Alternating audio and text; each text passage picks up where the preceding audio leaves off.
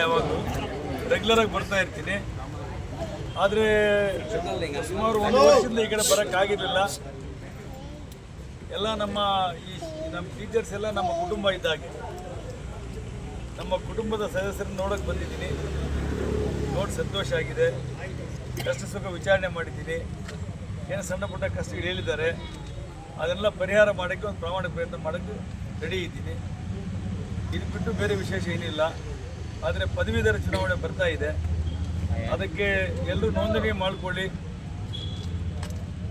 ನೋಂದಣಿ ಮಾಡಿಕೊಂಡು ಚುನಾವಣೆಗೆ ಬಂದಾಗ ನೀವೆಲ್ಲ ದೊಡ್ಡ ಮನಸ್ಸು ಮಾಡಿ ಒಳ್ಳೆಯ ಅಭ್ಯರ್ಥಿನ ಆಯ್ಕೆ ಮಾಡೋಕ್ಕೆ ಅವಕಾಶ ಮಾಡಿಕೊಳ್ಳಿ. ಇದು ನಿಮ್ಮ ಚುನಾವಣೆ. ನೀವೆಲ್ಲರೂ ಸೇರಿ ನಿಮ್ಗೆ ಯಾರು ಕೆಲಸ ಮಾಡ್ತಾರೋ ಅವ್ರಿಗೆ ಆಯ್ಕೆ ಮಾಡಿಕೊಳ್ಳೋ ಹಕ್ಕಿ ನಿಮಗಿದೆ ಅಂತೇಳಿ ಅವರಿಗೆಲ್ಲ ಹೇಳಿದ್ದೀನಿ. ಅದೆಲ್ಲ ಒಪ್ಪಿಕೊಳ್ಳಿ. ನಮ್ಮ ಅಂದರೆ ಆಕಾಂಕ್ಷಿ ನೀವಲ್ವೇ ಸರ್? ನಾನು ಆಕಾಂಕ್ಷಿ ಅಲ್ಲ ಸರ್. ನಮ್ಮದೊಂದು ಪ್ರಶ್ನೆ. ಕಳೆದ ಬಾರಿ ಆಗ್ನೇಯ ಪದವೀಧರ ಕ್ಷೇತ್ರದಿಂದ ಗೆದ್ದಂಥ ಒಂದು ವಿಧಾನ ಪರಿಷತ್ ಸದಸ್ಯರು ಈ ಭಾಗಕ್ಕಾಗಲಿ ಒಂದು ಪದವೀಧರ ಕ್ಷೇತ್ರದ ಸಮಸ್ಯೆಗಳ ಬಗ್ಗೆ ಆಗಲಿ ಯಾವುದೇ ಧ್ವನಿ ಎತ್ತಿಲ್ಲ. ತಾವೇನೋ ಬಂದು ಈ ಕಡೆ ಎಲ್ಲ ಹೋಗಿ ಜನರ ಸಮಸ್ಯೆನ, ನಮ್ಮೊಂದು ಶಿಕ್ಷಕರ ಸಮಸ್ಯೆನ ಬಗೆಹರಿಸ್ತಾರೆ.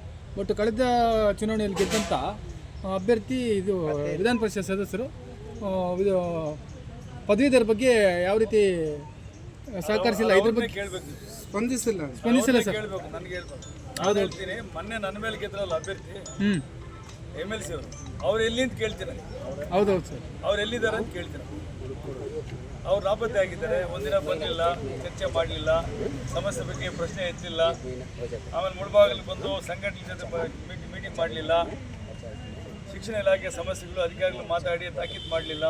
ಸೊ ಅವ್ರು ಎಲ್ಲಿ ಹೋಗಿದ್ದಾರೆ ಅಂತ ನಾನು ಅವ್ರನ್ನ ಕೇಳ್ತೀನಿ.